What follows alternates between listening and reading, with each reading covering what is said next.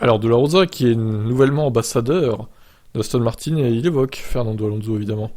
Son poteau, son bro, son frérot. Je pense pas que Fernando soit un gars difficile à gérer, il est simplement très authentique et très honnête. Le fait que l'anglais ne soit pas sa langue maternelle le rend parfois un peu dur quand il essaie de décrire les choses. Mais il est très honnête. Oh là, l'excuse.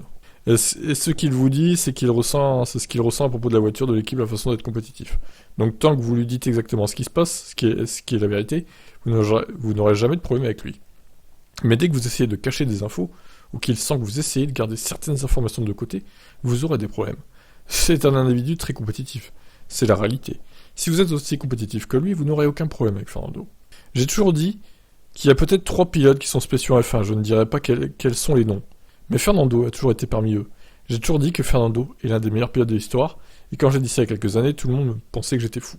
Alors pourquoi il dit pas les deux autres noms de la Rosa? Qu'est-ce qu'il a à nous cacher, hein? Quel scandale! Mais je suis toujours fou parce que je pense qu'il est unique, et qu'il est totalement motivé. Ce qui est aussi un détail très très important dans la vie d'un pilote de F1, surtout quand vous arrivez à 40 ans. Je suis aussi passé par là à 40 ans, donc je sais un peu ce que ça fait.